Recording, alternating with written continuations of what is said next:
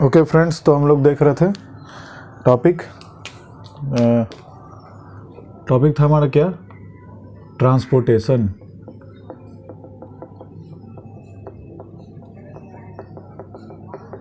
Okay, biology. और हम लोग क्या चैप्टर है इसका, लाइफ प्रोसेसेस। लाइफ प्रोसेसेस हम लोग क्या देखें, जितना है छोटा चैप्टर उतना ही डीप है।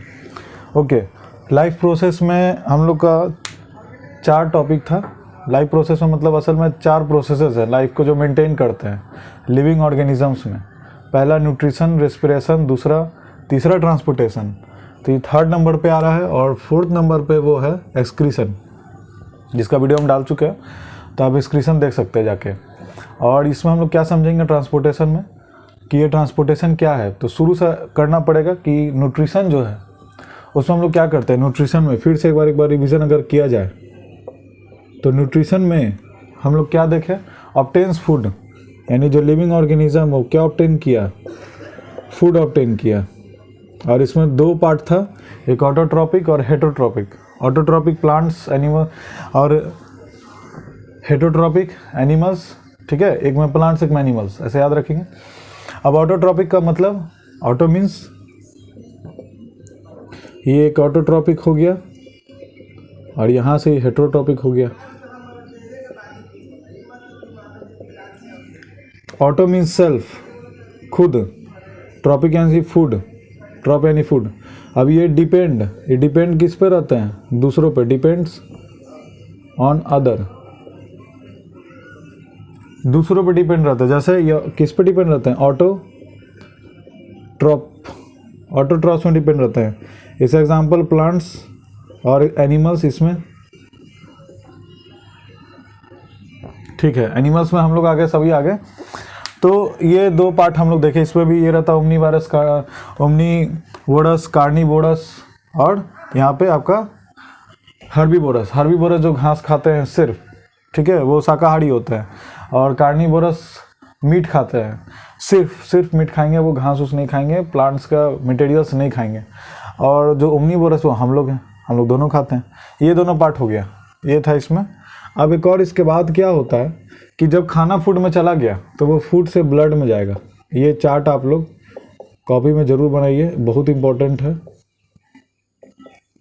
ये फूड से फिर ब्लड में चला गया, और ब्लड में जाके स्टोर हो गया। अब जब भी आपको एनर्जी की ज़रूरत होगी, तो ये ब्लड क्या करेगा, उसी को कंज्यूम करेगा, in the form of glucose रहता है, एनर्जी आपको बताए थे। तो यहाँ पे क्या होगा, उसको ब्रेक डाउन करने के लिए अब क्या हो गया कि एक स्टोर्ड फॉर्म में मेरा एनर्जी ब्लड में प्रेजेंट है, और हमको उसको क्या करना है, ब्रेक डाउन करना। ब्रेक डाउन करने के लिए क्या करना पड़ेगा, रेस्पिरेशन का मतलब ही होता है ब्रेकडाउन ऑफ न्यूट्रिएंट्स। यानी आप जो न्यूट्रिएंट्स ब्लड में डाले हो, मतलब लिए हो, इनटेक किए हो, एब्जॉर्ब किए हो, वही न्यूट्रिएंट्स का ब्रेक डाउन होना। क्यों? क्योंकि सेलुलर प्रोसेस के लिए, एनर्जी के लिए, ये दोनों तो मोस्ट इंपॉर्टेंट है। ये एनर्जी होना बहुत जरूरी है, ठीक है। अब यहाँ पे एरोबिक हम लोग पढ़े थे, एरोबिक रेस्पिरेशन हम लोग देखे थे। और यहाँ पे एनारोबिक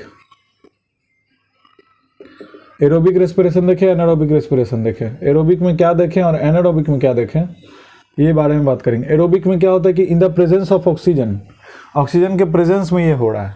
मतलब कि अगर वो सेल में प्रेजेंट है, बताए थे यहाँ पे पूरा डायग्राम, आप पिछले वीडियो में देख सकते हैं कि ऑक्सीजन में क्या हो रहा है कि सेल जो है, यहाँ पे फिर से बता देते हैं, सेल है, इसके आसपास ग्लूकोज के मॉलिक्यूल्स है, प्रोटीन के मॉलिक्यूल्स है, वो तो एब्जॉर्ब हो जाएंगे।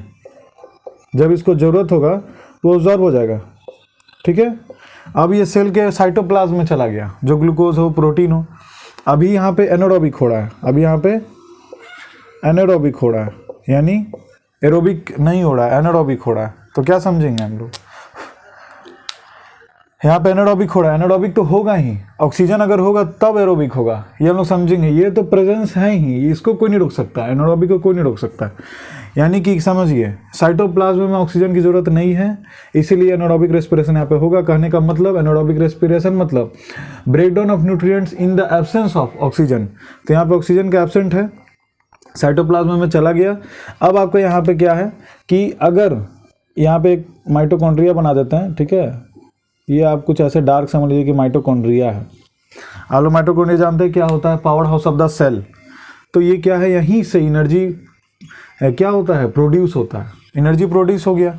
लेकिन ये जो ग्लूकोज मॉलिक्यूल्स यहाँ पे आ गए और यहाँ पे ब्रेकडाउन हुआ जो एनारोबिक में, उसको ये ग्लूकोज से क्या हो गया, ग्लाइकोलिसिस हुआ, फिर ग्लाइकोलिसिस होकर ये पायरुवेट में टूट गया। यानी आप इतना समझ लीजिए कि अगर आपको रोटी दिया जाता या कोई भी खाना दिया था, अब बस उसको तोड़ दिया हो पार्ट्स में, तो ये ग्लूकोज को पायरुवेट कर दिया, लेकिन अभी भी उतना ब्रेकडाउन नहीं हुआ जितना होना चाहिए। तो इससे बस इतना ही एटीपी निकला, इतना ही एनर्जी निकला, जिससे काम चल जाएगा, 2 एटीपी में काम चल जाएगा। लेकिन पूरा सेलुलर प्रोसेस के लिए हमको एरोबिक करना जरूरी है।